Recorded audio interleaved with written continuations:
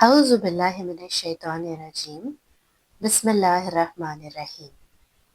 حضرت محمد صلی اللہ علیہ وآلہ وسلم کی جوانی، شغل تجارت اور امین کا خطاب۔ داؤد بن حسین سے مروی ہے کہ لوگوں کا بیان ہے کہ رسول اللہ صلی اللہ علیہ وآلہ وسلم اس شان سے جوان ہوئے کہ آپ صلی اللہ علیہ وآلہ وسلم اپنی قوم میں سب سے زیادہ بامروت اور سب سے زیادہ خلیق اور سب سے زیادہ ہمسایوں کے خبر گیراں اور سب سے زیادہ حلیم اور بردبار اور سب سے زیادہ سچے اور امانت دار اور سب سے زیادہ فحش اور ہر بری بات سے زیادہ دور تھے۔ اسی وجہ سے آپ صلی اللہ علیہ وآلہ وسلم کی قوم نے آپ صلی اللہ علیہ وآلہ وسلم کا نام امین رکھا۔ عبداللہ بن ابی حمزہ سے مروی ہے کہ میں نے بعثت سے پہلے ایک بار نبی کریم صلی اللہ علیہ وآلہ وسلم سے ایک معاملہ کیا۔ میرے ذمے کچھ دینا باقی تھا۔ میں نے آپ صلی اللہ علیہ وآلہ وسلم سے عرض کیا کہ میں ابھی لے کر آتا ہوں۔ اتفاق سے گھر جانے کے بعد اپنا وعدہ بھول گیا۔ 3 روز کے بعد یاد آیا کہ میں آپ صلی اللہ علیہ وآلہ وسلم سے واپسی کا وعدہ کر کے آیا تھا۔ یاد آتے ہی فوراً وعدہ گاہ پر پہنچا۔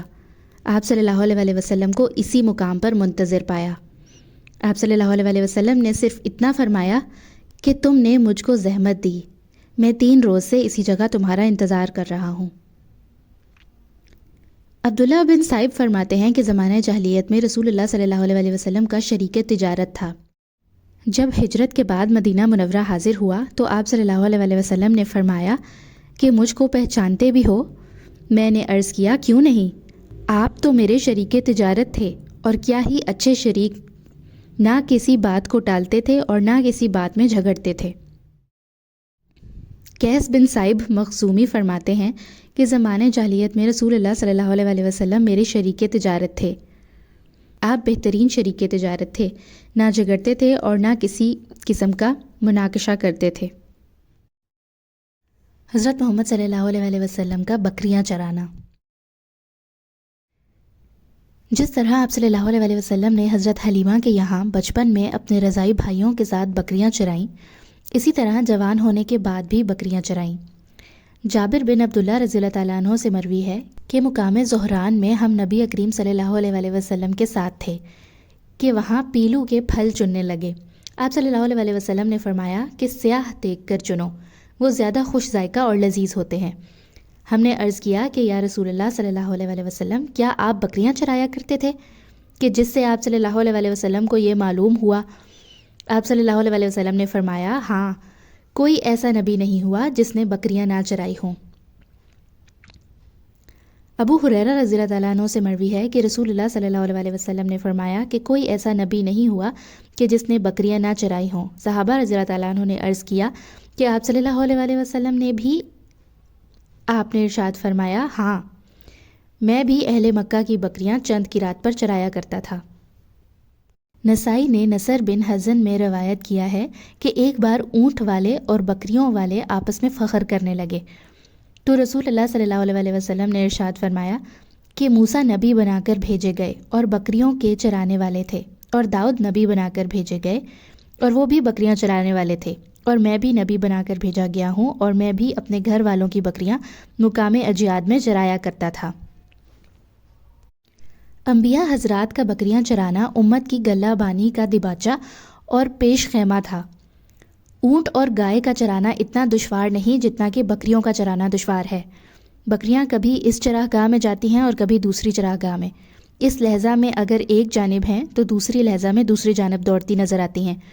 گلہ کی کچھ بکریاں اس طرف دوڑتی ہیں اور کچھ دوسری طرف، اور رائی ہے کہ ہر طرف دیکھتا ہے کہ کوئی بھیڑیا یا درندہ تو ان کی فکر میں نہیں، چاہتا ہے کہ سب بھیڑیں اور بکریاں یکجا رہیں، مبادا ایسا نہ ہو کہ کوئی بکری گلہ سے علیحدہ رہ جائے اور بھیڑیا اس کو پکڑ لے جائے۔ صبح سے شام تک رائی اسی فکر میں ان کے پیچھے پیچھے سرگرداں اور پریشان رہتا ہے۔ یہی حال حضرات انبیاء کا ہوتا ہے کہ امت کی اصلاح و فلاح کی فکر میں لیل و نہار سرگرداں رہتے ہیں۔ امت کے افراد تو بھیڑوں اور بکریوں کی طرح ادھر ادھر بھاگتے پھرتے ہیں، اور انبیاء کمال شفقت و رافت سے ان کو للکار کر اپنی طرف بلاتے ہیں، اور امت کی اس بے اعتنائی سے ان حضرات کو جو تکلیف اور مشقت پہنچتی ہے اس پر صبر اور تحمل فرماتے ہیں۔ جس طرح بھیڑیں بھیڑیوں اور درندوں کے خون خوار حملوں سے بے خبر ہوتی ہیں، اسی طرح امت نفس اور شیطان کے مہلکانہ حملوں سے بے خبر ہوتی ہے، اور حضرات انبیاء ہر وقت اس طاق میں رہتے ہیں کہ کہیں نفس اور شیطان ان کو اچک نہ لے جائیں۔ جس درجہ نبی کو امت کی اصلاح اور فلاح کی فکر ہوتی ہے، امت کو اس کا عشر اشیر بھی فکر نہیں ہوتی۔ امت کو تو اپنی ہلاکت اور بربادی کا خیال بھی نہیں ہوتا، اور حضرات انبیاء ہیں کہ ان کی اس زبوں حالت کو دیکھ کر اندر ہی اندر کھلتے رہتے ہیں۔ جیسے کہ اللہ تعالیٰ نے قرآن مجید میں فرمایا، شاید آپ ان کے ایمان نہ لانے کی وجہ سے اپنی جان دے دیں، اور اسی وجہ سے ایک اور جگہ ارشاد فرمایا، نبی مومنین کے حق میں ان کی جان سے زیادہ قریب ہیں۔